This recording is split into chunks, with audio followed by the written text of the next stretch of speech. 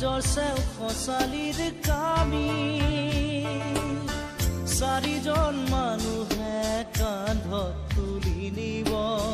চাৰিজন মানুহে কান্ধত তুলি নিব নৈৰ ঘাটলে বুলি মোৰ মনাই